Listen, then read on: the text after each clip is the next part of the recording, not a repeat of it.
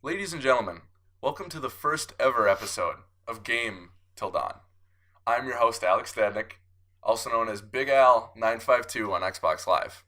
Sitting across from me is the always wonderful Joey Edward Iverson, also known as Scuba Joe on Xbox Live, and Scuba Joe 13 on PSN. That is correct. How you doing today, Joe? I'm great. Good? Yeah, I'm loving this already. You excited about it? Yeah, very. Lovely. Our last friend is communicating over Skype. It is Clayton Marty himself, the man, the myth, the legend, Hot Shenanigans on Xbox Live. Clayton, how are we today? I'm doing great. Glad to be here. Good. I'm happy you're here as well. So what we're going to do on Game Till Dawn is focus in on the Xbox One and the PlayStation 4. We're going to examine the games they have coming out, the news. We're going to discuss what's going on. We're going to give predictions, especially with E3 around the corner. And we're going to give our impressions of the games that we have. At least the games that we're able to obtain. Exactly. And that leads me to the next point of neither Joey nor Clayton nor myself are professional video game journalists. Not at all. We're all still college students. Surprisingly, I know. So, we're not going to get access to these exclusives or anything like that. You're not going to see us on the show floor at E3. No, we're going to we're going to be giving impressions of games that we're able to afford. There you go. But we are going to try to be professional in the sense of the consistency in which we post. We are going to post it every Thursday in the morning sometime. We're still working out the details of what time in the morning, but you will wake up or you'll go to work and we'll be there right with you. And I think I covered it all. How about you? Yep. Beautiful. Yep. So a couple of notes that I wanted to give everyone. First, you got to bear with us. This is our first ever podcast. And so we're just, we're gonna work through it, work through the kinks. It will be painful at times.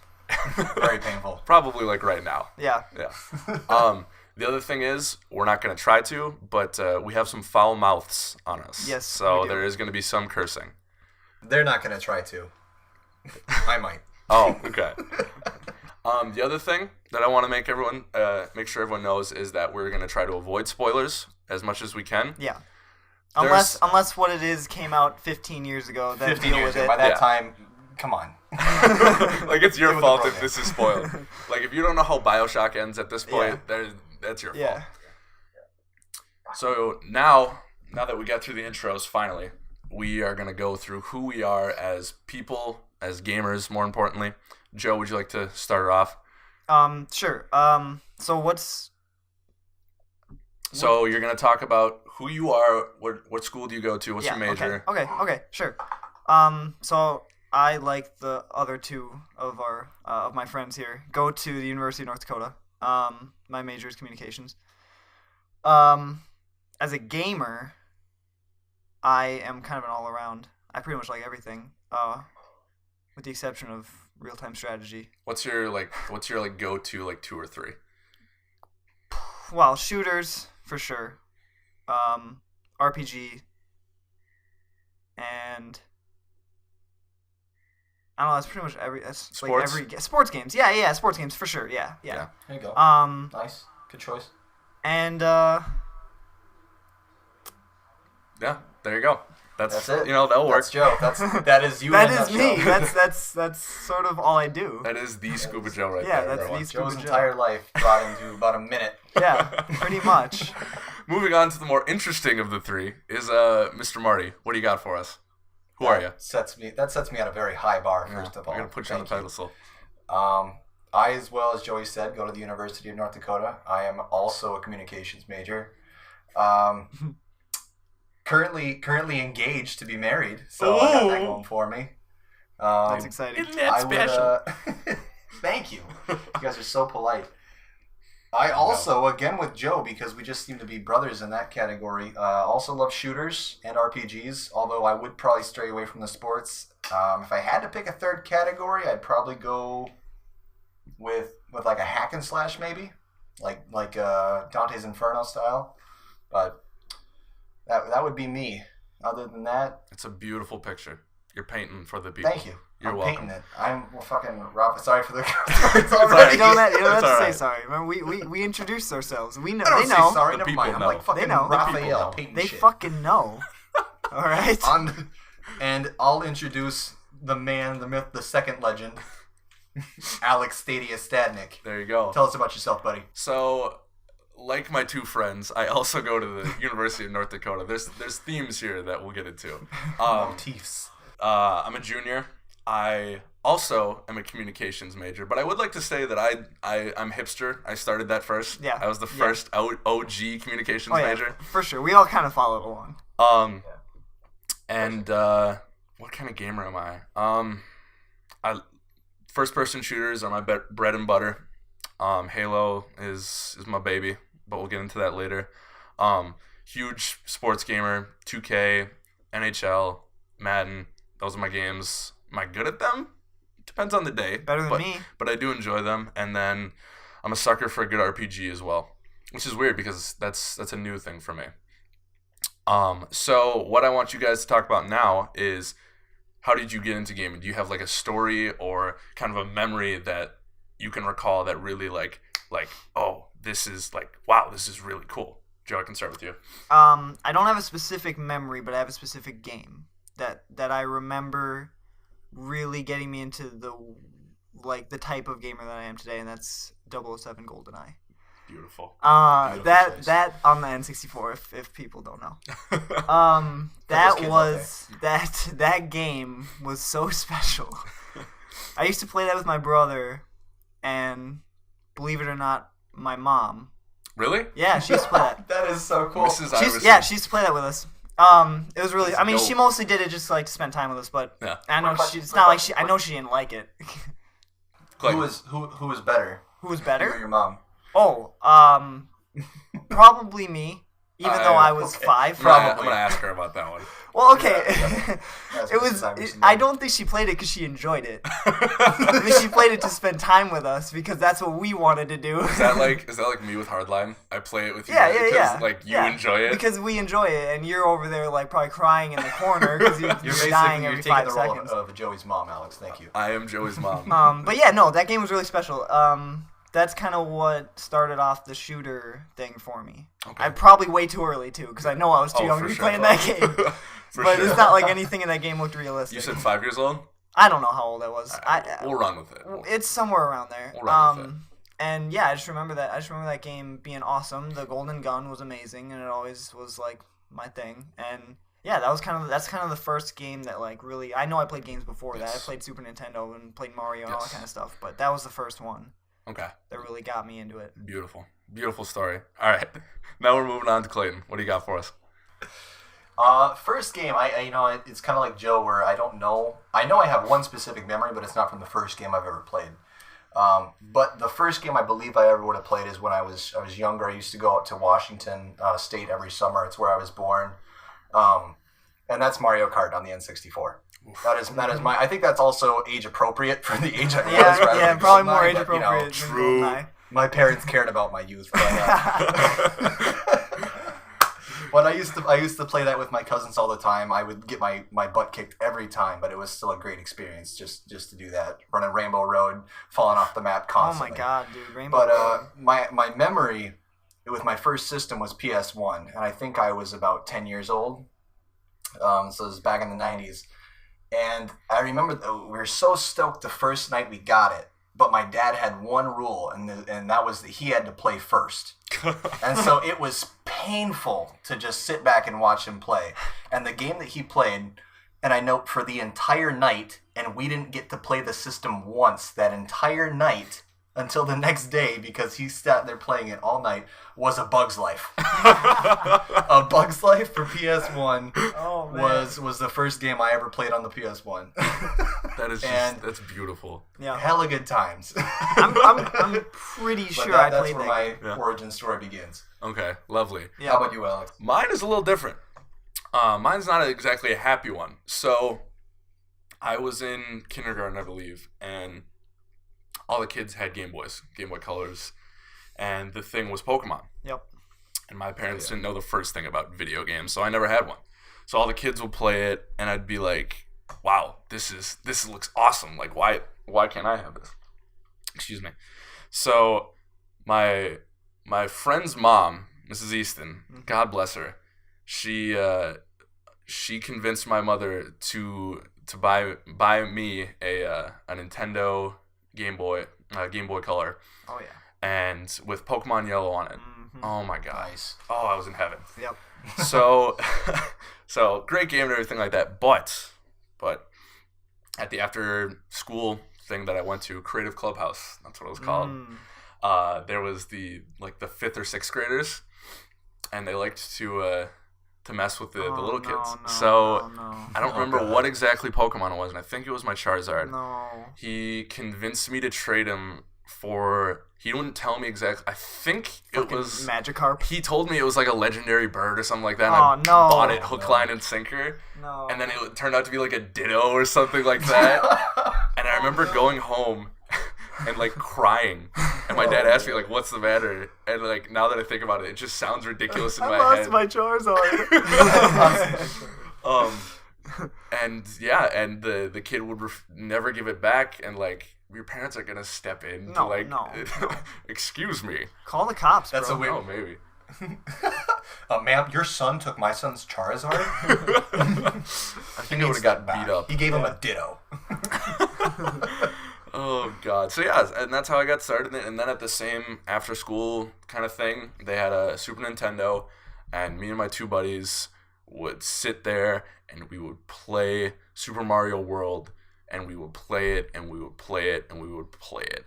And I knew every secret Star Road map. I knew how to find all the hidden doors and all the blocks, because remember it had like the green blocks that gave you the feather and the red blocks that gave you the flower and stuff like that. Sure. I remember that game. We found almost everything in that game, except I don't think we ever beat it. That's the thing with games like that, though. That's the tough thing. one, yeah. Like you have all these things you can do, and then you're like, God, I've spent like 800 hours on this game. I'm not done with it, but I don't want to play it anymore. Exactly. Like, Exactly. Okay.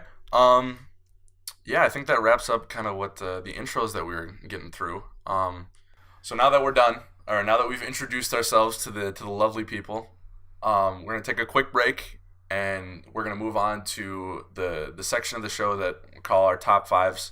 We're gonna go over what our top 5 games were of all time, just to kind of give you guys an idea of who we are as gamers. So we will be right back. Welcome back to Game Till Dawn. Welcome back. Go ahead. I don't know why. Welcome back to Game Till Dawn.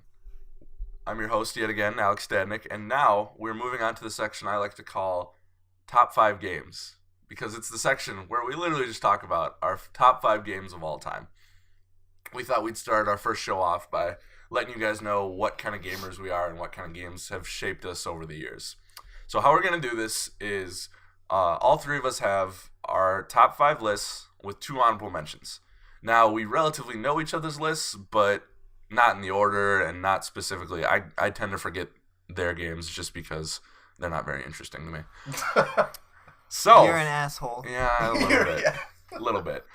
So how we're going to do this is start off at 5. We'll go around the table and then go to 4, 3, 2, 1, and then we'll end with our honorable mentions. So who would like to start? Joe, Clayton? Joey. Okay. All right. Yeah, Have at it. Get it going. All right. So my number 5 is a special game, and it's called Left 4 Dead 2. Nice. And Interesting. this game, mostly because when I was choosing my top 5, I went off of like how much fun I had and how good the story was. Left 4 Dead 2, not much of a story, just very fun. I would say it had more of a story than like Destiny. That's true. It did. Oh, That's true. early on. It did. Topical pun. If you played the campaigns in order, it had more of a story than Destiny. Exactly. But yeah, that game, just playing with friends. You know, Alex. Obviously, we played together. Played a lot. And we were pretty much MLG at the one game mode Scavenge. That's a big statement right there. But yeah, okay. but we never lost. We never lost. That's a true statement. And yeah, I mean, it's just a game that like I could just hop on and just be like, yo, let's play this game, and we had fun for hours. Oh yeah. That's just what it was, and that's why that one's on my top 5. It was the kind of game too where it was like, we'll play one game. And then one game And then turned we played into like 10 games. Yeah, exactly. Tell them the Noam Chomsky story. Oh, the Noam Chomsky story. Okay, so there was an achievement in Left 4 Dead 2. In the carnival, there was a carnival campaign. And Spoilers. Yeah, yeah. Sorry. There's clowns. Which was the most terrifying part of the game. Fucking Really. clowns. If you hit them too, their nose squeaks. It was so scary. I hate clowns. Anyways, so there was an achievement where you could play one of the carnival games and it would unlock a little gnome that you could pick up. And if you held it, you couldn't do anything with it. You could punch, I think, and just knock them back, but you couldn't kill anybody with it, and you couldn't have your guns out. So like one person would have to hold this, and the achievement was to carry it all the way through the rest of the campaign and get through the campaign with it. And this was this on the hardest difficulty? No. It was just we were pussies. We don't play on the hardest. But it was this thing was like created by Satan himself. And basically, like we'd have to like toss it, like someone would drop it and be like someone else would pick it up, and then because like this person was in trouble or whatever. And at one point we got to like the end of one part of the campaign, and it was like everyone was dying. We got to the end of the campaign. We were at the finale, and the helicopter was coming to pick us up, and 3 out of the 4 of us died. I was the last one alive. Our friend Josh was over there, and he was literally laying dead on the ground, and Noam Chomsky was staring into his soul, like just watching him die. And I had to go run over there, pick it up, and like sprint to the fucking helicopter and get it. And everyone got the achievement. Yeah, and we it was got like it. Everyone got weird, it. It was okay. That's cool. It didn't matter that everyone else was dead. No. As long as someone escaped with it, the entire team got the achievement. Nice. And that was like that was horrible. But it was awesome. And awesome. It was at the same time. We were dying. It was so funny. Yeah, it was great. It was really great. Oh god. Yeah, it was a great game. That was on my top 15. Yeah. But I had some not better games, but more meaningful games to me. Sure. Clayton, what's your number 5? Thank you for sharing, Joe. No problem.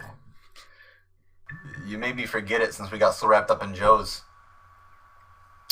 You can edit all this shit out. Because now I gotta think about it, honestly. All right. I had it. All right. Would you kindly let me read my number 5? I suppose Would you you can go kindly? ahead if you want. All since right. I gotta think about mine now. So my number 5 game of all time I just remembered it. started in Rapture, and BioShock is my number 5 game of all time. The first one. First one. Yeah. I definitely I battled with myself on whether I was gonna put the BioShock Infinite in my top 5 or BioShock, but I couldn't in good faith put Infinite over BioShock because I think BioShock 1 is a better game. I think story wise, and I don't know, I like Rapture a little bit better. But just I have memories going through, even at the demo. They released a demo on the 360, and me and my buddy were sitting down in the basement, turned all the lights off, and when you're first coming up into Rapture, and the splicer is just like taunting you. And when you are sitting in the bathysphere, it's just scary. And he and I like paused the game like a couple times, like, I don't know if I could get through this. Yeah, absolutely. And I was like, all right, I'm gonna sprint out of here. And we got through the demo.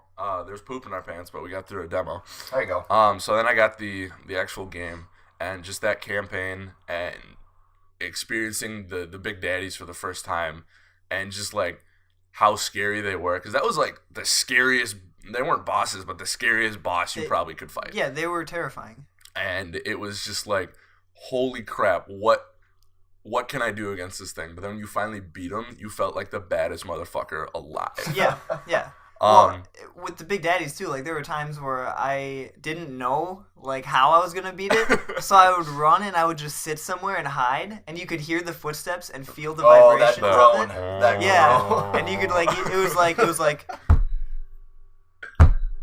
oh god, don't like don't in the commit. distance, Just and don't you're just commit. like, oh my god, Yeah. what's happening? Yeah. There was times I remember too, I was fighting splicers, and then you would hear it, and I'd be like, I gotta kill these things quick. Yep. Because the errant bullet would just fly at him, and then he would start attacking you. Yeah, too. exactly. Whenever you would hear the spider slicers crawling on the ceiling but couldn't see them, Yeah. you hear that clinking of metal just all over your head, and you're just looking all around. Oh god, the sound design in that was incredible too. Oh, absolutely. And that really that and just the atmosphere of Rapture really sold that game for me. And then obviously that twist ending, which spoilers we're gonna talk about. When you took the golf club to Andrew Ryan, Mm-hmm. I was just mind blown when you found out Fontaine was behind all of it Yeah. and stuff like that. It was just, and I think that made up for at least I didn't struggle too much with the ending fight when he was, but it was still pretty epic. No, but that wasn't really the point. Yeah. The point was it was story based. Would you kindly? Yeah. I am Andrew Ryan. Really, you could say the boss battle for that was wrapping your mind around what Yeah. was happening. That was the boss it's a battle. psychological battle. Oh, For sure. God, yeah. So Which just continues. And obviously- So. we'll talk about the genius, Mr. Ken Levine, a little bit more because I have Yeah. a feeling we're not quite done. We're not done with that. with not done yet. Bioshock. Nope. And it's always hard to ignore the original. Yeah, Yeah. and that's why I put that over Infinite, because that's what started it all. And I do think it's a bit better of a game, not by much. It's like Bioshock 1 is 1A and Infinite's like 1B. So all right, now we're moving on to Mr. Marty. You should give him how you feel on Bioshock 2, though, just to throw that in there. You should skip it. Oh, What? Bioshock. I mean, Bioshock 2. we all enjoyed it, We- even though we all know that it wasn't. It wasn't didn't hold great. a candle It to wasn't great, but like the gameplay was fun. It was Like I said, I love the multiplayer. Honestly, I Multiplayer enjoyed was the fun. multiplayer. It was I mean- a cool new experience. Yeah, it was something fresh. It didn't. It was fresh for a bit, and then it kind of tapered off. Yeah. Being a big daddy and that was cool. See, one of the reasons why I think Bioshock 2 wasn't that great was because they told you were a big daddy, but you didn't feel that much more powerful than the splicers you were attacking. Right. That's true. And then obviously you can't have a game where you're just this OP god. Yeah, but then just You don't could, but make I don't you know, a yeah. big daddy then. Yeah, I mean, so- you were an older big daddy though. Yeah. You were a first generation big daddy basically. Yeah. So I mean, that could be, but you're still big. Yeah, and you're still a daddy. That's true. Yes, you are. And like we were talking about the other day, like almost none of us remembered how that story I don't ended. remember what the ending of that. I remember Yeah, the- we started to piece it together at the end, but we had a tough time. I had to go to the YouTubes to figure that one out. The interwebs. So yeah, I mean, Bioshock 2 it happened. It was a fine game, was but alright. it couldn't live up to what a lot of people argue is one of the greatest games of our time. Yep. Is so. Yep. So whatever, played it, had fun with it. All right, Clayton, what do you got for number 5? Okay, so I'm going to throw a big curveball at you guys because I remember my number 5. Okay. And these are coming back from childhood days. But course. I also played this game in freshman year of high school and finally beat it for the first time. And that's Spyro the Dragon. Oh yes. Yes. Oh yes. OG Spyro was one of my favorite games throughout my entire childhood, along with my number 4, which I'll be mentioning soon, which some of you can probably guess because it's along the same lines. But it's just funny to see how Insomniac, a company that just made Sunset Overdrive, it can like early on produce a game like Spyro, and it's still one of the best games. Insomniac to me is one of the best game developers. Like they're fantastic. But that feeling of just going through and do like the comedy in Spyro was great. Oh yeah. The levels were awesome. I remember when I was younger, I definitely couldn't find all the secret areas, but then I 100%ed it in high school. One of the best feelings ever to get everything. You get like this bonus level at the end where you have to fly around and collect everything. And then just kicking Nasty Nork's ass, like the main boss at the end was just... Nasty Nork. I'm Nasty Nork, yeah. Was just fantastic. So, I mean, I don't have too much to say on it. It was just a great game with a lot of fun experiences and just so much nostalgia. And that's what really kind of set it home for me. I think that's all that needs to be said. Yeah, not gonna dwell on it too much. I have a question, Clayton. Yeah. How many did Insomniac make all the Spyro games up to like when Don't I know put that this like on my head right now. because I know there was one I just wanted to mention there was one Spyro game eventually that came out later like while we were older where Elijah Wood. I want to say they for on. sure. I want to say, and I might be wrong. I want to say they for sure made Spyro the First, Ripto's Rage, for and then sure, Year of the Dragon. Okay, because But there after was that, I'm not sure. there was a Spyro game that came out later like when we were older where Elijah Wood played the voice of Spyro. Really? Oh, boy. And David Spade played the voice of Sparks. How did you... And I just remember playing it thinking this is not that great of a game, Wait, but Sparks? it's hilarious. Sparks had a voice? Yeah, in that one. He didn't before. No, I was like, but that David doesn't Spade make played the sense to me. voice of Sparks, at least if I remember right.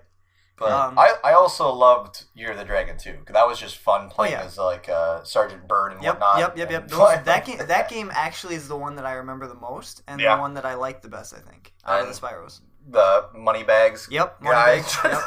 Yep. He popped up everywhere. Yeah. Greedy bastard. But yeah, so bastard. So yeah, Greedy bastard. that's your number 5. Nothing That's else my to number say? 5. Beautiful. And yeah, like I said, my number 4 is gonna coincide pretty close to that with the Good game, word. So All right, we're gonna move on to our number 4s. Joe, what do you got for us? My number 4 is a game I'm pretty sure Alex also has on his list. Mass Effect 2. Fun fact: that is also my number 4. Oh, wonderful. well, then aren't we you could guys just great? Yeah. Then we could just discuss, and then Yeah.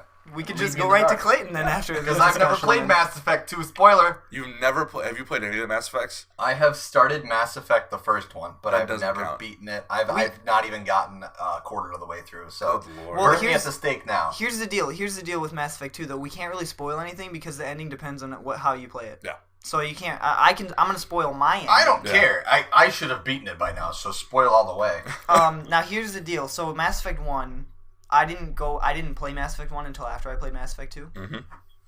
That game is jank compared to Mass Effect 2. Yeah. That does not hold up very well. If you Mass played it Effect 1? first, Mass Effect 1. yeah, if you played Okay. it first, obviously it probably isn't going to be a big deal because you don't know any better. Yeah. You play Mass Effect 2 though and go back, that game is janky as hell. Good to No, know. but so Mass Effect 2, the reason I love that game, first of all, obviously is the storytelling. It's like perfect Yes. when it comes to like telling a story. Yes, 100%. The dialogue is on point all the time. Mm-hmm. Like the choices you have to make actually make differences. Yes. Now this is one of the reasons it's on my top 5 though is because I did not know that you needed to upgrade your ship the whole time. I did not know that these things actually mattered. Yep. When it came to the end. When I got to the end of that game, half my fucking squad died. and I was like, and they make you watch each of them die individually. Oh yeah. In Oh, different that's cool. horrific ways. Mm-hmm. And I was watching it, and just time after time, I was just like, no! No. Like the lizard guy, And it's like- the lizard guy got impaled by a giant like beam that flew through my ship Oh, because I no. didn't have any upgrades armor? on it, and Yeah. At least tell me Garrus survived. Garrus survived, but the only reason Garrus survived was because I wouldn't send him off to do anything. I kept him in my party because I didn't want him to die. Him and Miranda were the only ones that lived, I think. Oh, And- Of course, you let Miranda live. And I don't even know who that is. I'm pretty sure She was hot. I'm pretty sure I didn't like choose anyone for the correct job. That was my problem. See, did you not pay attention at all? No, you didn't. No, No. and it was such an emotional ending for me. Yeah, because everyone was dead. Yeah. That sucks. I would hate that game if that was my. No, ending. I thought it was I guess great you because could I say knew that game had a mass effect on you. because I knew it was my fault. Get out. Yeah, just leave. Stop. Okay, my bad. No, but I liked it because I knew it was my fault. Okay. It wasn't the game that killed all Yeah. those characters. It was me. Yeah, it was. Yes. So See, mine was a little different. I did play the original Mass Effect, so I had my save character. I had made my choices in that, and the really cool thing about Mass Effect 2, and most of you know this because you've probably played Mass Effect. For those who don't, your choices from the first game carry over if you have the same save Right. on your hard drive. So I think in mine, Ashley was still alive. Was it Jack who I killed off? Yeah, that sounds right. But it was cool seeing these characters that I had formed relationships in the first game, and then they would remember that in the second game and stuff like that, and they would reference things and stuff like that. And then, see, I actually paid attention when I played my game, and I Yeah. fortified the shit out of my ship. never did it once. I did almost all of the character side stories to completion. The only one I didn't was Samara, the blue bitch. Yeah. And she was the only one who died for me. Ah. And I'm gonna be honest, I was really shaken up by that, but I was more shaken up that I didn't get the achievement to have all your crew members survive. See, I would have been upset if one person died. Yeah. But because like half my squad died, I was like, all right, well, I wasn't even close, so I was not really that mad. Didn't even matter. Oh no, it was Caden. Excuse me, Caden was the one who died. Is that right? Isn't Caden the lizard? No, Oh. is he? What the fuck was the blanking. lizard guy's? He was the Somebody one died. he was the one I was most upset about, especially because he got impaled by a giant metal beam. Let's see here. No, yeah, it was Caden who died in the first game for me because there's a point where you have to choose between Ashley and Caden, or like to send them off on this suicide mission in the first one. If you chose Ashley, would she live? Yeah, or no. I chose Caden to go on the mission because I wanted to fuck Ashley in the game. Obviously. We'll be straight honest. Of course. Not the sensitive ears. Yeah, excuse me. But no, and the other thing just Mass Effect 2, because like you touched on earlier, Mass Effect 1 definitely had its problems. Yeah. Controls wise and stuff like that, and to see it evolve in Mass Effect 2 to pretty pinpoint. There was some. It felt loose sometimes a little bit, sure. but like pretty pinpoint third person perspective controls and shooting and stuff like that. The combat was actually really tight. The combat was sick, especially when you got higher ranked and stuff like that, and you got to throw the energy balls and like that kind of stuff. Like you felt like a badass. Yeah, you did. And I think like just the I don't think games had that epic of a space narrative until Mass Effect. Like, yeah, you can say Halo had a great story and stuff like that, but like this was like a roller coaster. This was awesome. And it was so cinematic. Yes. Too. The cutscenes were really well done, like everything. And because that's inherently third person though. Mm-hmm. When you're playing it, it's even cinematic because that's just what it is. It's like you're watching a movie. The other thing, the last point I'll touch on with Mass Effect 2 is I've never gotten more hyped for a game than through their launch trailer. And I gotta find the song real quick, but they had a song where it literally felt like I was watching a movie trailer. And it was so cool to see Shepard back, and like the damage and destruction that was going on was just unreal. And I watched it, and I can't remember I think that game came out in fall, or did it come out in March? No, I think it came out. Anyways, but just how hyped I was for that game and how much it paid off was phenomenal. It was so cool. Yeah. And I pity you, Clayton, that you never played these games because you really need to. Right. Well, My mom pities me too, so it's not abnormal. So. We're good. With that game too, like I had no hype.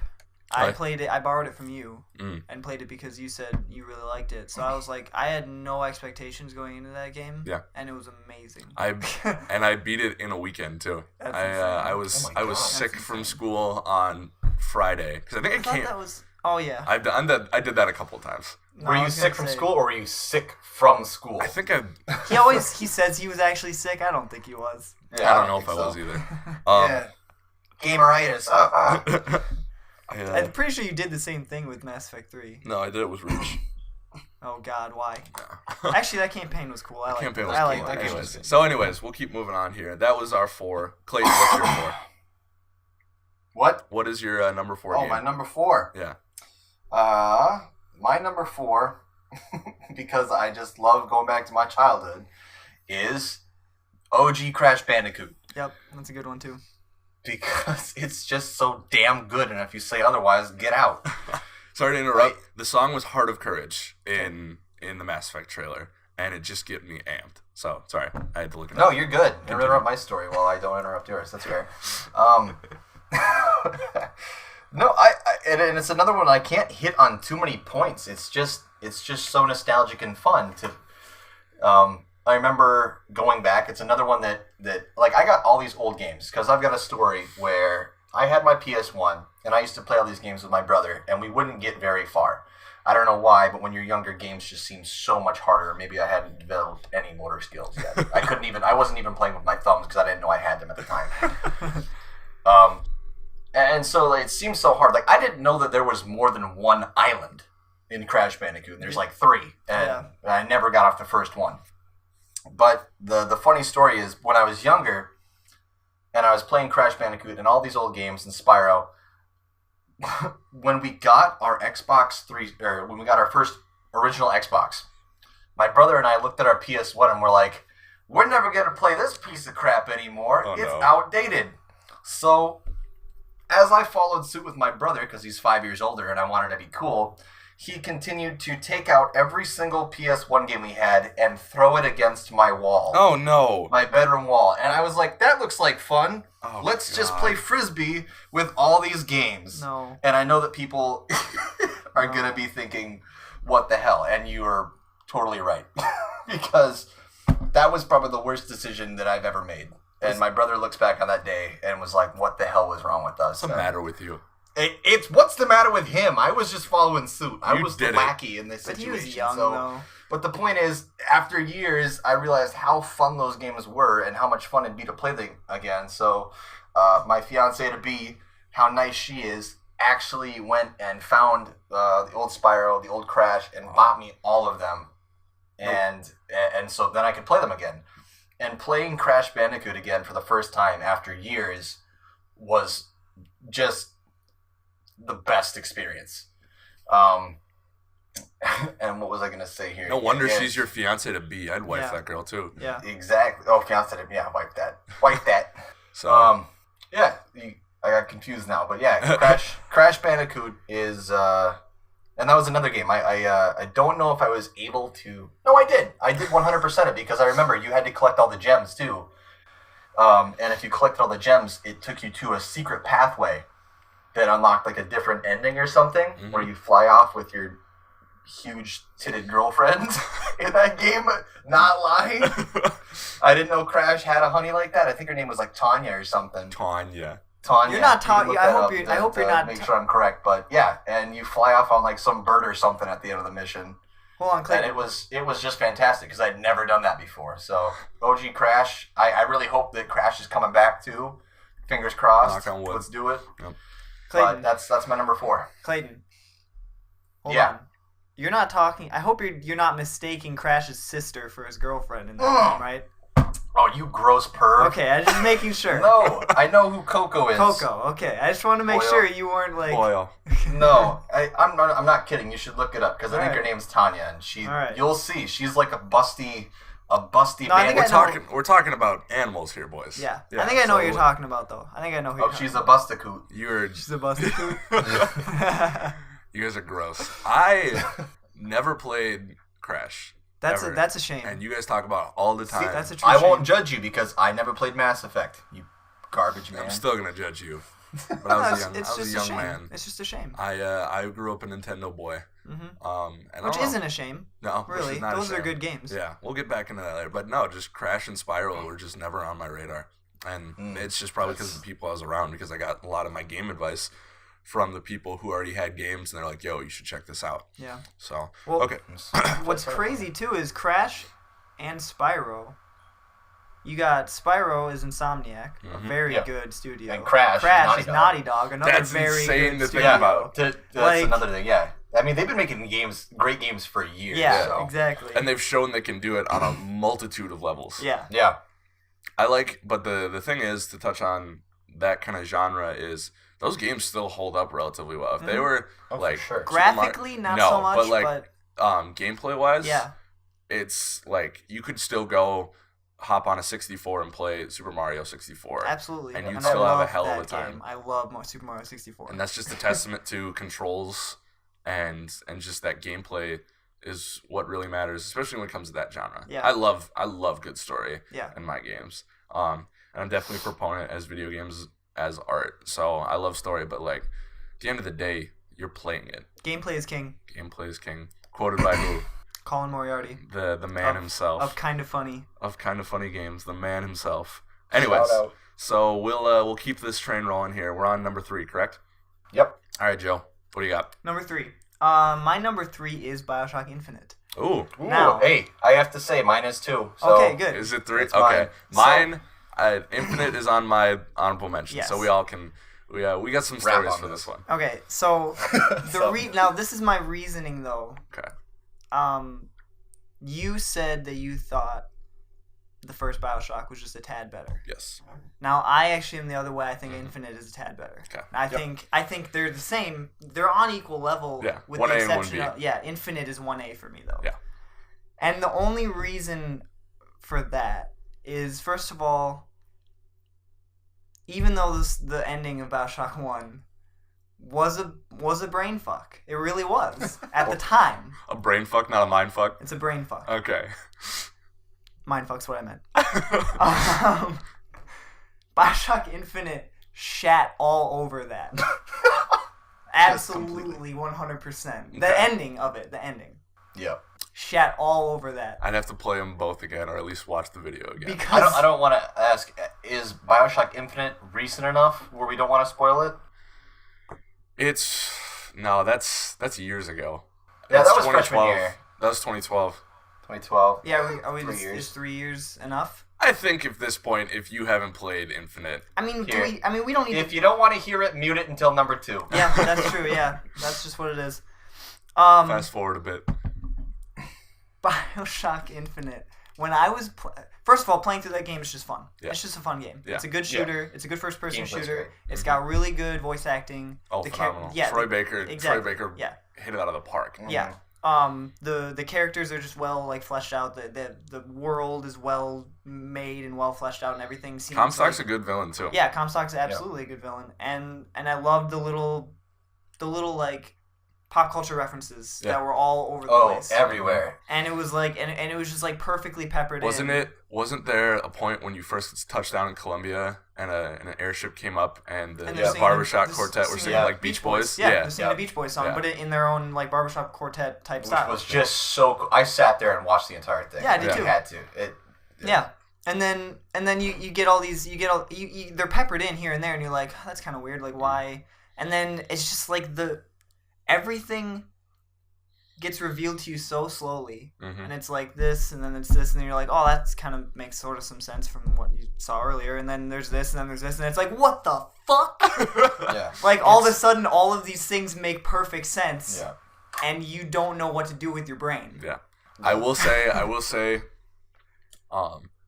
the opening to Infinite when Columbia is first revealed, and just the music, and the tone it sets is one of my favorite moments in the last like 5-6 years of video games. Yeah. And I for me that trumps BioShock 1. And maybe it's just because I was a little younger when I was playing 1, but like just going through the clouds and finally like it was like dun dun dun, and then it was just you saw this golden city in the sky. It was just like, oh my god. Yeah, and it's like if you compare it to the beginning of BioShock, well, obviously literal difference is you're going up as opposed to going down. Yeah. Yeah. But BioShock, the first one, got very dark. Yep. And that it set the tone immediately. Yep. Mhm. BioShock Infinite actually started rather light Yes. Yeah, for Yes, it sure. did. and like literally bright, Mhm. and like everything was more beautiful as opposed to when you went down to Rapture, which everything was run down, everything was broken, like nothing worked. The first, and that's a testament to this game for us at least. The first half an hour of that game, you don't touch a gun. Nope. You walk You're walking around and you around. explore the city and Yep. you go in trash cans and Till you collect throw the. Yeah. Yeah. Till you throw that damn rock. Yeah, exactly. Or don't throw it. Or don't. Oh, it was a don't baseball. throw It was a it. It's a baseball. baseball. Yeah, Yeah. It's baseball. yeah. And then shit hits the fan. Yeah, and then immediately. Who threw the baseball? I didn't. I did not. I did not my first time. I did not. I think I did the second time did. when I played through it. Yeah. Again. And you know, yeah. Maybe because I just woke up, but I thought we were referencing like who shot first in Star Wars. Oh my god! Get out of here. I was about to say, tell like- where your mind's at. Han shot first. Han did shoot first. Han did shoot first. You heard it here Dirty bastard. on GTD. Han shot first. Yeah, no, I just that game just was very special, and I remember being up until 6 a.m. beating it. Yep. At my alone, house. Alone. Right. No, in our room. No, Okay, we were that's in. right. We were all in We were- college. we were still- in freshman year in the freshman dorms, years, and we had. I think discussing the end of that game went on not one night but multiple nights. So yeah, I was about to get into that. We were all suite mates freshman year. Yep. That's how we got to know each other. Joe I knew from high school, but Clayton we met in college. And I was at my house and I lent the game to Joey, and he beat it before I did, which I was kind of peeved Yeah, about. I actually texted you at 6 a.m. and I was like, beat it. So I got back and I beat it, and it was like a Tuesday night, and Clayton, Joey, and myself sat there till like 3 a.m, and we were drawing diagrams, Yeah. and we were like trying to piece things together, Yep. and we were like yelling. We Yeah. were heavily discussing this game Yeah. and the ending. And The end multiple is such a universes. mind fuck that you can't not yell. Like Yeah. you have to yell to get out your frustrations and to make sense Yeah. of it. Yeah. You will have the biggest spider chart in your life. Oh yeah, if and you try to I pin still this have Yeah. I still have the one that you drew, Clayton. Do we still have it? I have it. If you went online, people were using quantum physics to try to break down the ending of that Yeah. game. That is Yeah. how amazing the ending of that game is, and how much your mind will not work afterwards. And I don't know, and I don't know how many listeners have played the original BioShock, and B, if they did, if they believe this, if they played Infinite. Yes, Oh god, yeah. you have to believe. You have to believe this one because it's so cool, and Hashtag believe. and if it's real, then Ken Levine is this like one He's of a the greatest god. lead He's developers he's of all a time. god among men. So there's a theory, and there's evidence to back this up, that when you're playing BioShock, and I can't remember for the life of me if it's in front of Fontaine Fishery or something like that. No. It's Joey should know. It's the It's piano. Ron Cohen, right? Yeah. Oh, it's after Cohen. That guy. Yeah. That guy. Okay, so there's a point after that where you hear this screeching, Yeah. and obviously us playing it in 2007 when it came out, we would have never thought You don't anything notice about it. it. It No. sounds like a creek. Yeah, it just sounds like Almost something when off in you're the playing. distance. Or you disregard it completely. Yeah, but once you play Infinite and you know that Songbird does get transported to Rapture with you, Yep. and he screams, Mm-hmm.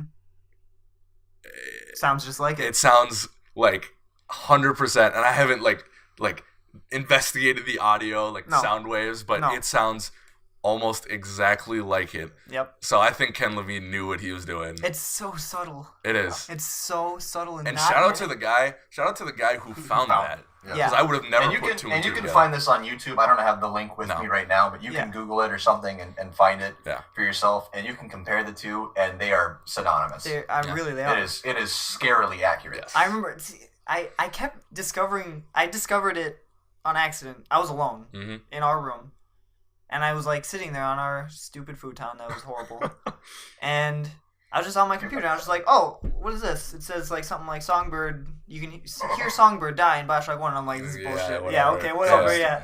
And I like went and I like listened to it, and I was like, I don't know. And I like turned it up a little bit, and then like I listened, and then I went to the other one, and I went back, and then I went to the other one, and I went back.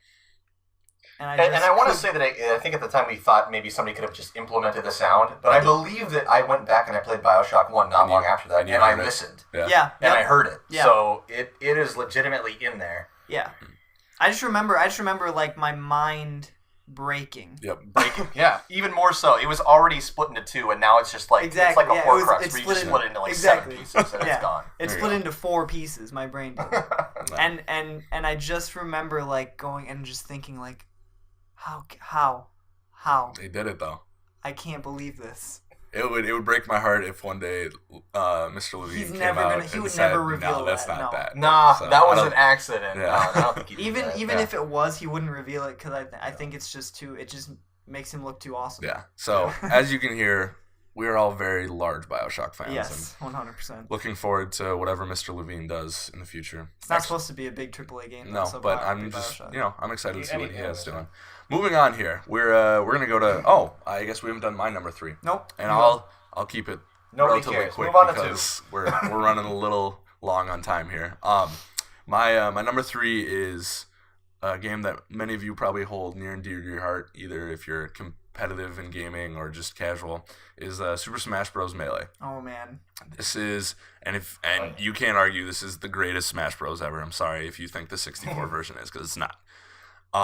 The amount of, I'm willing to say I've put months Oh, yeah. into Absolutely. Melee. Over the years, yeah. As a kid, see, it's interesting. As a kid, when I got it for the GameCube, I played the shit out of that game. Yep. And I unlocked all the fighters and stages and all that kind of stuff. And that and Double Dash were the 2 games we would just always play when people came over. You went over to someone's house. Yep. And then, I started to get into Xbox, and GameCube kind of fell by the wayside a bit. And I got back to college, and someone had a GameCube up, and they had Melee. Mm-hmm. And it was just like, oh shit, here we Yep. go again. Yep. And that's when we started to get hyper competitive in that game. That's when I started to I use Samus all the time. I can kick some ass with Samus. And I have one friend, Colin, who he and I will have heavyweight fights, and it's just 1v1 on Final Destination, and this is what Mayweather Pacquiao should have been. It is just controllers sweating, like just beat downs, and it's always one of the either he and I always win by just one. And it does get physical at sometimes. The loser can be a sore loser at times, but no, just I don't really consider the Smash Bros. Games fighting games, but just the tightness of those controls and just how good it feels to throw someone off the edge. It's just that's a game that holds up today, and I think will hold up for a very long time. Absolutely. Yeah. I know you and I have had battles. Oh yeah, who's your go-to? I'm a Mario guy. Yeah. Clayton, do you play at all? I've played. I have to say that when I do play, I usually pick Samus. Yeah. But I get my ass handed to me every time. You guys are always like, let's play. I think we did that one time in college. Like, hey, let's play some Smash Bros. And I'm like, I've played that game once before. We'll have to do it again. And then it was just the worst experience for me. Fun, but the worst experience for me. Exactly. Okay, we are going to move on to... Oh, excuse me. We're going to move on to our number 2s. Okay. That would be you, Joe. Yep. Yeah. Okay. So my number 2 is a game that's near and dear to my heart, and it's the only one actually that isn't from the Xbox 360 PS3 era. Mm-hmm. This is from when I was younger. Kingdom Hearts. Ooh, very nice. This game was the first game I got on the PlayStation 2. Nice.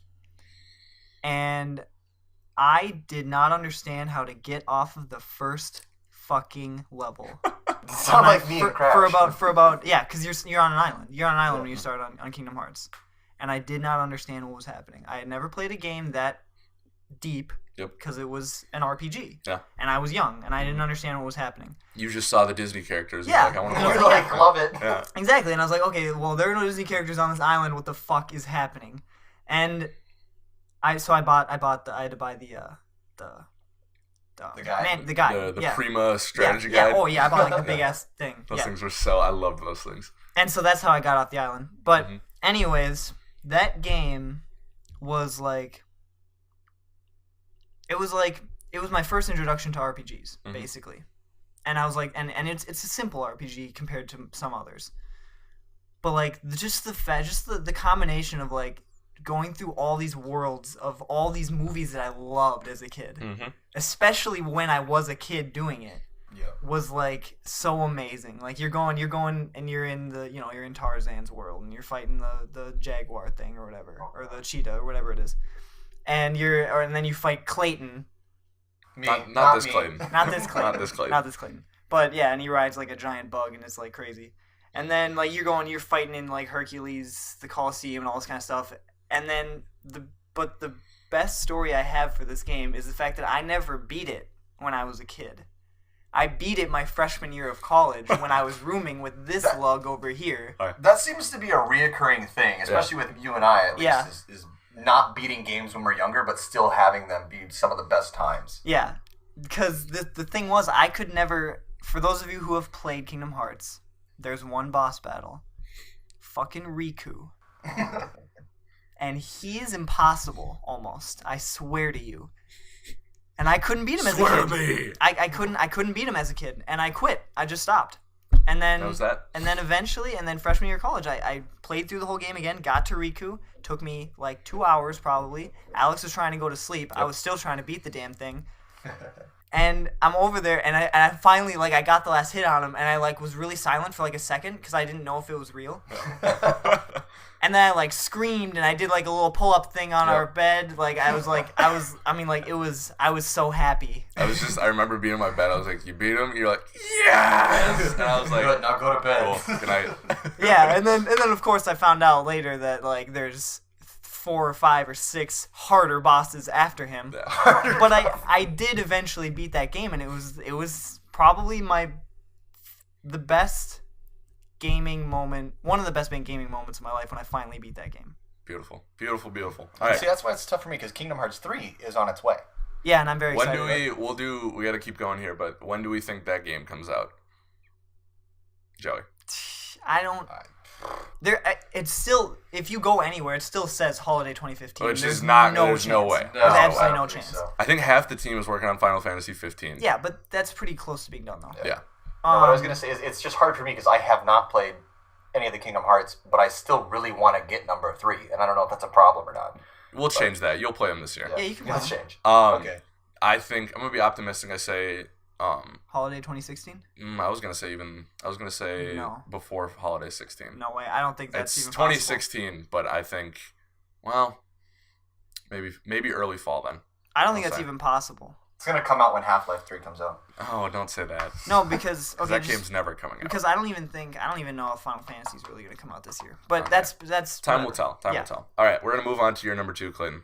My number 2 would have to be what I believe to be the greatest shooter of all time, in my personal opinion, and that's Halo 2.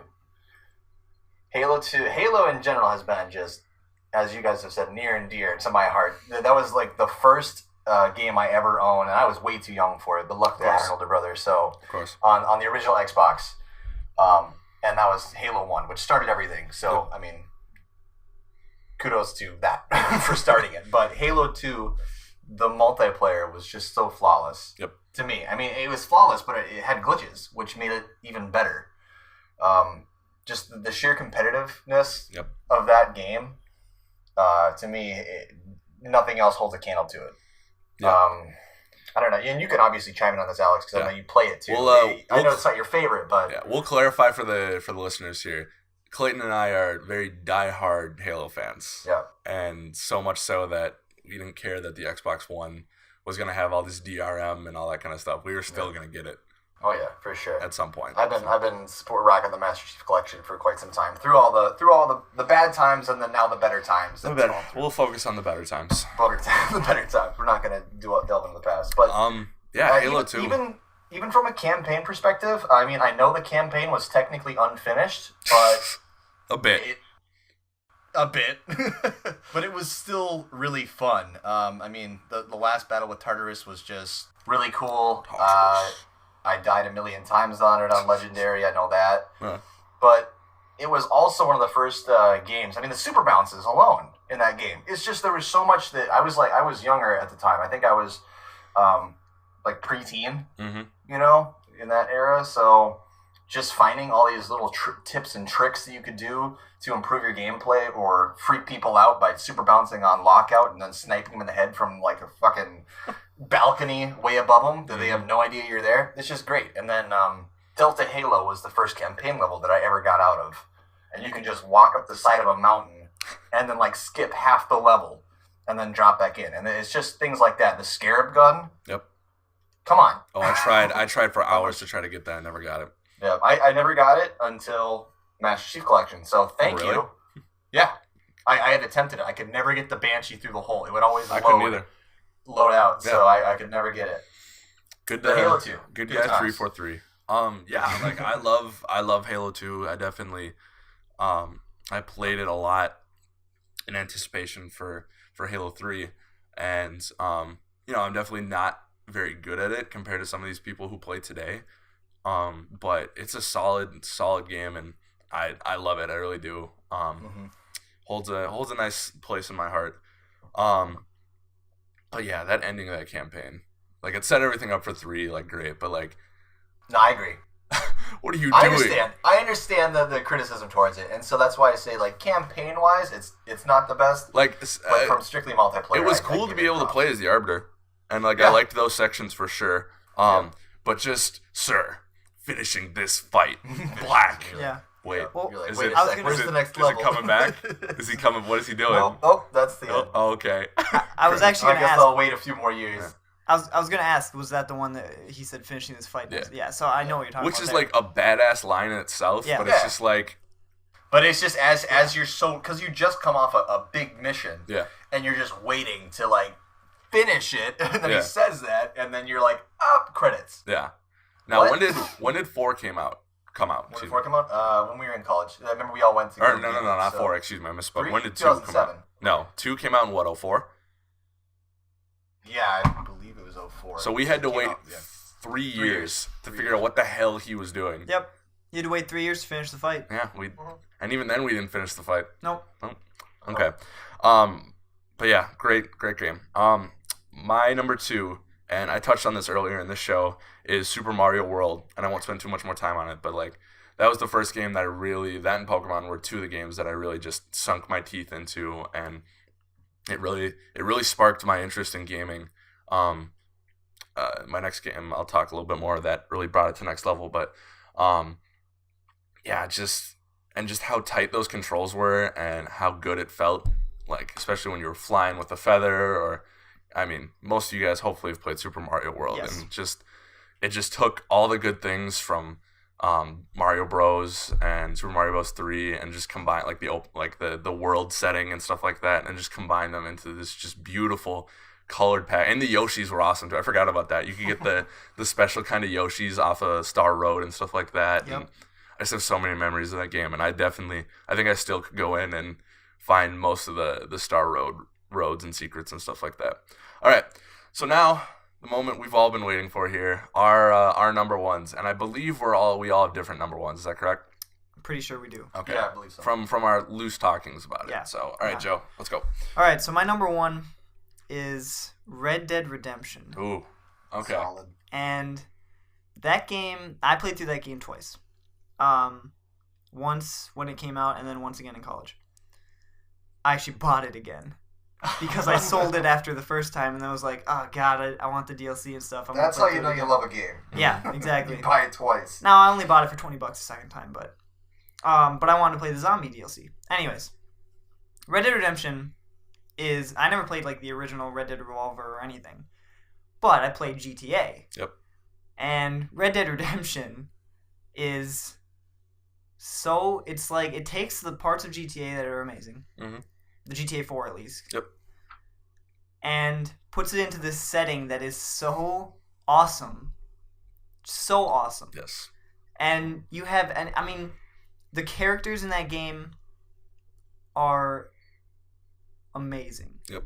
Like the dialogue and it's just amazingly written, and the way they put you through the story where you meet a character, you help him out, he helps you out later. Yep. You meet a character, you help him out, he helps you out later, and then eventually it brings them all together for some big thing, and then they all do their part, and you do whatever you're gonna do with some like big battle or whatever. Like that, the game was like it was perfectly paced. How tragic is that ending? The ending. We're gonna spoiler Yeah, alert. spoilers. That game is older than even Bioshock Infinite. Yeah. Um, That is a tragic fucking ending. Yeah, and I really didn't expect it. No. Truly did Just not when expect he it. walks out of the barn and Yeah. you have the entire firing squad on him. Yeah. And And see, They give you that hope though. Yeah, They're yeah, like, and all that's right, the worst part. you walk out, you instantly have Deadeye on, Yeah. and you're like, oh shit, I can shoot all of them. Yeah. Boo, boo, boo, boo, and then it stops, and you get like 5 or 6 of them, and then they're like, Yeah. and I you're went dead. back. I remember going back because I was like, maybe you can get all of them. Yeah. And I tried it again. Yeah. And there's just no, you cannot There's no get all possible of way. them. They stop you too soon. Yeah. And then you just watch him get shot 100 times. Damn. And not die immediately because the dude's a badass. Yeah, John John Marston Marston. is one of the best protagonists of a video game I've ever played. I think Okay. one of. I said not Yeah, the best. okay. One of. He's a badass. So, any other memories or thoughts? I never beat Red Dead. I barely even got into it. That's another one where you guys are gonna be like, I hate you, but No, I mean, I don't know. I distinctly remember us the multiplayer. the multiplayer. Not even that, just the open world. Yeah, the open world roaming. where you could just roam around with That people. was one game where it was just we got our posse and Yeah. we literally just we rode around and we did whatever we wanted. Yeah, it was fun. I'm very ADD when it comes to games. Yeah. So like games like Skyrim and I'm sure The Witcher 3 like Yes. you're playing. Yes. I get too distracted but this was a game where like I got lost in the world and it was Yeah. really fun. Yeah. So, all right, move on to your number one. Mr. Marty. My number one is special because it's the first RPG that I ever played. Joey touched on Kingdom Hearts, which was his first. Mine was later, and I believe that this was in high school as well. And it had already been out for a little while, but it still held up really well for me, and that's The Elder Scrolls Oblivion. Mm. And Oblivion, to me, in my heart, even trumps Skyrim, which I know will get so much flack, and from everybody else, they'll say no, Skyrim was better. Yeah, I agree that visually Skyrim looked great. But gameplay-wise, and just going through the Oblivion gates and the DLC of the Shivering Isles was just... It was amazing. It truly brought me into the world. It was something that I was fully immersed in. Like late nights where, parents would tell me to go to bed, and I'd be like, okay, and I'd just turn down the volume. And still do it. I remember doing like the whole Thieves Guild thing in one night, getting it all done. and becoming the Gray Fox, and just everything about that game was so pinpoint that I still go back and play it to this day. And I've logged hundreds of hours into that game, hundreds. And it never gets boring. Like I said, I can play Oblivion for hours on end, and then late into the night. And with Skyrim, it's fun and engaging. But as soon as I get to a point where I'll just be roaming the land and whatnot, I'll start to get tired, and I might start to nod off a little bit. I've never had that with Oblivion. Interesting. I always have a good time. Skyrim's the one game that we have a bunch of friends who play games, but they're not gamers per se. They've all played Skyrim. Yep. They all like it's almost a mandatory game. Yeah. You have to play. And I think it was just the dragons. Like the lure of dragons was just too good. And the Skyrim, the Shivering Isles was awesome. Oblivion, that DLC was amazing. Skyrim. But that damn horse DLC though. Oh man, I bought every DLC for Oblivion except the horse armor pack because I was like, this is stupid. That was the first I think that was the first real instance of like paid DLC like that. Yeah. Oh yeah. Like I bought the spell tomes for 80 cents. It didn't matter. I was getting everything in that game, and with your Microsoft points. With my Microsoft, before it turned into cash, my Microsoft points. It was the dumbest form of Microsoft currency. points were so stupid. Someone needs to get smacked for that. For those that are interested, I usually always play Argonian because I love that deep sea diving, underwater breathing, go explore and find fin gleaming and whatnot. So good. I always played as whatever the cat people were called. Khajiit. Yeah, I played as them. Lovely. Yeah, Oblivion is a great game though. I think I only played like 20 minutes of it, but I've heard beautiful things. And see, not to elongate this too much, but see, I still also like Morrowind, but I can't get into it as much because I played Oblivion first. I had friends that played Morrowind first and then jumped to Oblivion, and they say that Morrowind's better. Yeah. And I feel like it's what Joey was saying about if you play like Mass Effect 2 and then go play Mass Effect 1. Mm-hmm. Like it just doesn't hold a candle to it. Like I can't get into Morrowind even though it may be the better game. Mm-hmm. It's just I started with Oblivion, so that's where it starts for me in the Elder Scrolls. There's a rumor that Mass Effect Trilogy Remaster is going to be announced at E3 this year. So if that's the case, then Clayton, you have no excuse not to play. So. Okay. Hold me to it. There's so many remasters. There's too many remasters. That's a conversation for another day, though. Like, and I'm gonna buy some of them just inherently because I haven't played the game, so I'll play them. But like, there's too many. There is really too much. But all right, that's another conversation another day. Big guy. My number one is the game for me that really took gaming for me as just something fun to do and to the level of passion. And Clayton touched on the series earlier, but for me it's Halo 3. That was the sole reason I got an Xbox 360. My buddy Andy had a 360 already, and we played a ton of Gears of War and a ton of Halo 2, and just watching trailers and dev diaries on 3,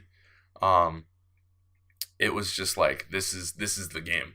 And when I finally got it, it was just, oh my God, I put so many hours into that game. The campaign was, I mean, I loved the campaign in that. Solid. I thought it was just a great way to wrap everything up. But the real heart of it was in the multiplayer. Mm-hmm. And I probably have 500, 600, 700 hours in multiplayer. Yeah. And I just have so many fond memories of jumping into Guardian. And especially my buddy and I did team doubles, and we just, I mean, looking back on it, we may not have ran show, but we thought we ran show. We thought we were the shit. Yep. And it was so much fun bringing the AR back, and I'm an AR noob. Yeah, that's something we should bring to your attention real quick. We both love Halo, but we both definitely have differing opinions on the weapons. Yes, I wholeheartedly love the AR. And I personally think the DMR is the worst addition to Halo in the history of gaming. DMR with Bloom. You're simply from Reach. Yeah. You're simply wrong. You're simply wrong. I hate the DMR so much, and I think it cheapens the experience. But anyways, no, it's just and then there's so many good maps on that. Like Bungie knew how to make good multiplayer maps. And even in like the DLCs, I thought were solid. So some people don't like them, but I thought Standoff was great. Except we can't win it recently. We can't win, yeah. But We're out of control. the pit is just The Pit, Guardian, Narrows. Yep. I mean, come on. even Give like it up. I I know you don't like Construct. yeah, I was about to say but Construct is solid still too. like and they just have some of the best maps in Halo history. And that game I will always be able to play. I was praising God when Master Chief Collection included 1, 2, 3, 4. Yeah, Because not 4 just- so much. I mean, all right, let's I'll give 4 a little bit of credit. Four's because campaign 4's campaign was awesome. was really It was good. Yeah. Really, really good. Yeah. And And they I'll- had some I'll- good ideas in there. I'll even say that Halo 4 multiplayer is a lot more bearable, at least in the Master Chief Collection, in some when they took out ordnance drops and things like that, and just kind of made it a regular Slayer. Like, Yeah. you pick up weapons on the map just like the other ones. They definitely transitioned it into something that is better than it used to be. So Yes. props to them for doing that as well. Yes, but see, the thing is, no one really plays it, No. which is I agree. unfortunate. Yeah, I mean, but that's the nice thing is that if you want to play Halo 4, it's there It's for you. there. Everyone else, they can have their own thing. Exactly. So Halo 3, my favorite game of all time. And I don't know if I said this earlier, but these are just our favorite games. We're not saying these are the greatest games of all time. You can Yeah. make a case for games like BioShock as being some of the Oh, for greatest sure. games of all time. Yeah. But we'd be talking about like The Last of Us and a couple other like Half-Life 2 and stuff like that. I Um, guarantee Left 4 Dead 2 is not the greatest game of all time, but it is on my list. Neither is Super Mario World or Mass Effect 2. These are great games. Kingdom Hearts also not the best game of all time. All right, we're running long here, but let's quick touch on our honorable mentions. I already said one in Infinite, but Yep. my other one is Batman Arkham City. Oh yeah, that's Good true. choice. I am a huge Batman nerd. I read the comics, seen all the movies. My phone case is one of the iconic scenes from The Dark Knight Returns when he's jumping with the lightning. I love Batman, and the opportunity to play as Batman and actually feel like the Dark Knight, it got me tingling. And I love Arkham Asylum, but it was the case where it's like it had a lot of great things, and it was a great game in itself. But then City took all those things and put you in an actual and put you in Gotham compared to the Asylum. Yeah. And it's just I still go through that game a little bit to collect a Riddler trophy or two, and just the combat is just so good. It's similar to Mass Effect 2 compared to Mass Effect 1. Yeah. Mass Effect 1 had a lot of great ideas and did a lot of things really well, and then Mass Effect 2 perfected it. Kevin Conroy as Batman though. He's when people talk about their Batman, He's like Batman. he's Batman to me. To And you. Mark Hamill's my Joker. Yeah. Like because I grew up on animated Yeah. series, and I would be fine if they just put Ben Affleck in the movie, but then just did Conroy's voice. Just do a dub over. Yeah. Just dub it over. I'd be okay with that. So, but yeah, that's my honorable mention. Love Arkham City. Can't wait for Arkham Knight. So, Okay, Your turn, so my honorable mentions, you actually mentioned one just a second ago. The Last of Us is one of my honorable mentions. Interesting. Now, Now hold on. Time out for a second. yeah, Don't spoil anything. I'm not going yeah, to. please I don't. still need this to play one's it. for me. I'm not I going still to. need to play it too. I'm not going to spoil anything about The Last of Us. I'm just going to say that game, when I was going through my list, I didn't have it on there yet. Mm-hmm. And I was like, God, how am I going to pick these two honorable mentions? And then I was like, am I going to go off of how fun they were, how good they were, how great the story was? Great story. Last of Us. I need to put that on there. And then I was like, how can I not have that on my honorable mentions? Mhm. And then, because that game's amazing. Just absolutely amazing. Without spoiling anything. That game is just absolutely amazing. Troy Baker's voice is amazing. I think that's a no-brainer. That's Yeah, I mean, that's it a just given. is. Yeah. And then my other honorable mention is Borderlands 2. Okay. This is another instance of a game where the first one was great. Mm-hmm. The second one just did a better job. Yes. That's all it was. Yes. Now the first one we played more Mhm. together, but again, I just enjoyed Borderlands 2 more than Borderlands 1. Yes. Another instance of great, tight first-person shooting Yes. controls. Yep. And just a fun world to go and get lost in. Yeah. Now, did you give your second honorable mention yet, Alex? Mine was Infinite. We already talked about it. Oh, that's right. It was Okay. City you touched on it and earlier. Arkham City That's and right. Infinite. So Okay. now we're gonna do you to wrap On it to up. me. Okay. My last one is going to be a complete curveball. You're not going to see it coming from 10 It's miles gonna be away. backyard so- baseball. Yeah, right. It's going to be 1995. backyard baseball. Yeah. No, I wish. That's actually a good choice. But Fallout 3 Yes. from honorable I was mention. wondering when that was gonna And- come up. yeah, exactly. That has to be in there, and also fits perfect timing for the War. release of the trailer yesterday for Fallout 4. War never Super changes. stoked. Shut up! Stop interrupting me. I'm really freaking out because I'm so excited for Fallout 4. I know, me too. I know we can't really talk into it right now, but I can't wait for E3 and Bethesda. So Yeah, me neither. awesome for that. for my last honorable mention, I have way too many games. Like, I couldn't really pick one. So I'm going to throw the curveball and pick one that I just had so much fun with friends for a certain amount of time in high school, or middle school maybe even. And that's Fusion Frenzy. And if you guys don't know what Fusion Frenzy is, look it up.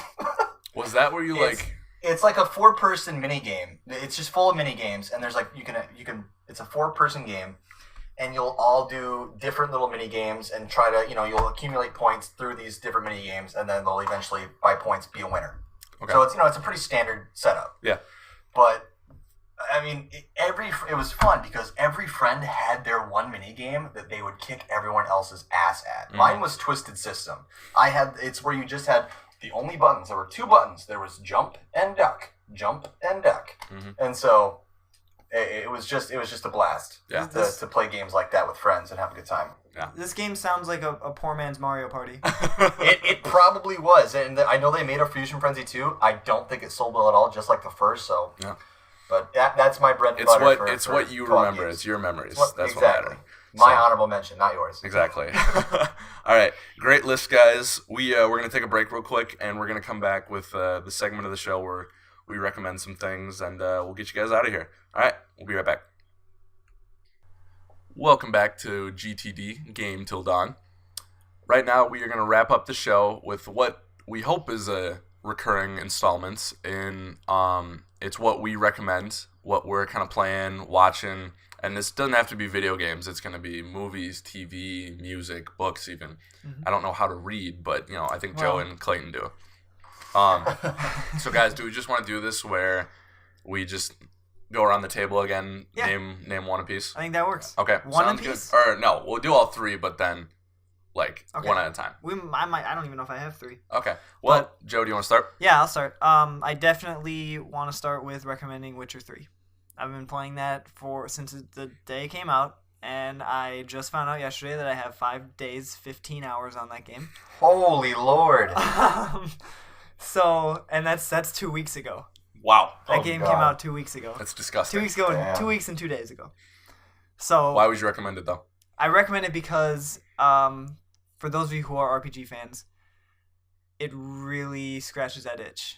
That Skyrim itch, that anything that you like, just big open world like RPG where you just go and you just do things. And like you just run into people and you get these quests and you do this and you do that and you're like always doing something. And it's awesome. Like it's just you never don't have anything to do. Awesome. If you can't find that ointment to cure the itch, this'll help. Yeah, absolutely. Yeah. It's just an awful word. Ointment. Sounds moist. All right, Clayton, what's one of yours? The game that I've been playing the most right now, besides the Master Chief Collection with you, has been Far Cry 4, which has been out for a while, but I just got into it. I've had it on my backlog for a while. We have massive backlogs here at GTD. Oh yeah. So I just started playing Far Cry 4. It's fun. It's just like Far Cry 3 with the same level of playability and excitement. I mean, Pagan Min is a fantastic villain in the game. Troy Baker also once Troy, again. Yep.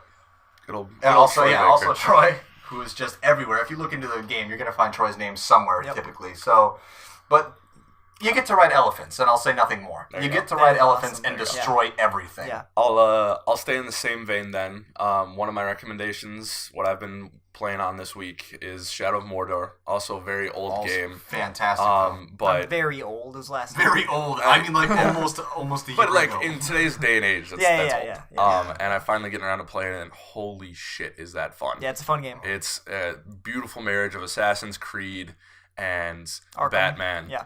And you throw it in Mordor and Tolkien's universe, and it is it is fun. It's a lot of I get distracted in it, taking down the chieftains and all that, and the captains and all that stuff. But it's a great game. That was my game of the year last year. Any game where you get wrapped up in the side missions is a good game for me. Where you're more focused on doing that and picking up all the collectibles. That's great. Yes. What else you got for us, Joe? Okay, so I have it's a TV show. Okay. And it's a show that doesn't get enough traffic. Yeah. Turn. On AMC. Yep. It's so good. It's so good. And I know it's not going to get renewed for season 3 because nobody fucking watches it, but it's so good. Change that. Okay. Cool. Clayton, what do you got? I'm passing it right on to you, brother. I've got nothing. Yeah, nothing? Unfortunately, I watch TV, but I watch Netflix. So right now I'm watching Rescue Me and Mad Men. I just started. But, Okay, I mean, cool. They're both good shows, but Do you like Mad Men? They're old news. Yeah, I do. I mean, just started it, so I can't really give it a full feel. But Yeah. I'm gonna liking have it to so try far. to get back into Mad Men. Okay. I am a huge, as much as I love gaming, I'm equally, if not more, a sports fan. And this is one of the best times of year because tonight, when you're listening to this, last night was the start of the NHL playoffs, which is just phenomenal. Yeah.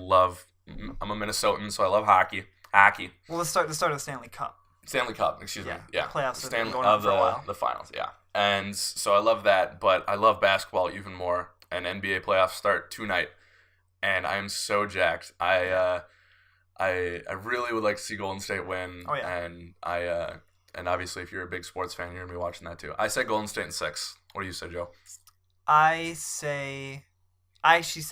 think Cleveland in 6. Cleveland in 6. Cleveland has to win in 6 because there's no way in hell they're winning Game 7 in Oracle. Now here's the thing, though. I want Golden State to win. Yeah. I just think Cleveland's You think gonna LeBron is just too much LeBron? Yeah. We'll see. All I know is it's like Christmas time with the Stanley Cup final and then the NBA final and then E3 around the corner. It's Christmas time. Yeah, it is. Yeah. Um, I don't know, I think that the Supersonics might take it in the end. They might bring it up the rear. and that is the last thing you will ever hear from Clayton Marty. All right. I'm off the show. Sorry, guys. Yeah. Bye, Clayton. Do you have anything else? I do have one more. Yep. This is an old one. Game of Thrones, the book. Ooh. I've been reading the first one. What's it titled? Because it's not just Game of Thrones. It's called or is Game it of just Thrones. Game of Thrones? The first one is Okay. called Game of Thrones. Okay. And I'm not done with it. I've been reading it for about a month now, and because I have other things to do. But it's a really good book. Good book. Yeah, very good. Good. My last recommendation. I'm a huge hip hop head, and Chance the Rapper came out with his new free album on iTunes called Surf. He works with his group. It's called Donnie Trumpet and the Social Experiment. Yep. It is absolutely phenomenal. Beautiful mix of blues and soul and hip hop, and it's free, so there's no excuse to not listen to it. So if you like hip hop and you haven't heard a Chance, go look up Surf. It is absolutely worth your time. Phenomenal album. So that's the end of our recommendations. I like that segment. I do too. I think we're gonna keep coming I back do to too. it, just Yeah, to that's a good one. just to give the listeners a better idea of who we are, and we get to talk about more of our loves. So now I'm gonna wrap up. So for now, just because it's our first show and we're trying to get our bearings on where we can and can't post, I'm gonna upload the show to SoundCloud, and if you're a friend of mine, you'll see it on Facebook and stuff like that. I'll also be posting on IGN blogs.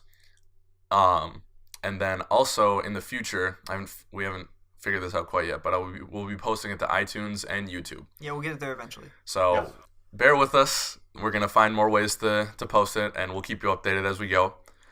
Like I said, we'll be posting these every Thursday. Sometime in the morning, once we get our schedule down and we figure this whole podcasting thing out, we'll keep you posted. Yeah, this one's different just because we had issues. What do we have on tap for next week, Joe? E3 predictions. Yes, we do. Yes. Fantastic. Excited. Yeah, I'm very about that. excited for that. I'm very excited. We'll figure out the format and whatnot, but we're gonna give what we think is gonna be at. Obviously Microsoft and Sony, but we'll touch on Yeah, we'll touch on the different. We'll touch on studios Bethesda. too, yeah. We'll touch on Square Enix. Yep. And then looking ahead, during the week of E3, our scheduling is going to be a little different because we're going to record and then post some podcasts after, especially the first day, and then maybe do a wrap up on the last day of E3. Yeah, so we got some. Those ones might be a little. We'll have more. We'll have it more down next week. Yeah, to be able to tell you. And those ones, because they're gonna be kind of reaction podcasts, they might be a little bit more relaxed. Yeah, a little different. Less, Probably a little not as long. So yeah, hopefully not as long. yeah. So all right, that just about does it. You guys have fun today? Oh yeah. Yeah, you should. I don't know. I feel like you should say something about feedback and like how it would help us potentially from the community. All right, let's Maybe. just break character then right away. All right. Sorry, I thought that was you asking. I said, did we have fun today? We have fun today. Yeah. Yeah. So this is definitely going to be a show that in which we are very open to feedback, and we want to hear what you guys have to say about the show, on what we can change and what we can do differently. Or if you guys love a segment, tell us, and we'll keep it and stuff like that. Or if there's something more you want to see, we've got some ideas. But yeah, just share what you guys would like to see, and we will, if it's within reason, we'll probably do it. Yes. Because we're guys that like a little fun. What are you saying? Good lord. Guys who like a little fun. We just like a little fun. And as we get more listeners and stuff like that, then we're gonna start to, I think, incorporate live streams and stuff like that. Yeah. Also, at the in about a couple months, we'll all be back together in Grand Forks. We're currently, Joe and I are home for the summer, and Clayton lives up in Grand Forks at the moment. And once we're all back together, then we're gonna start incorporating video. Yeah.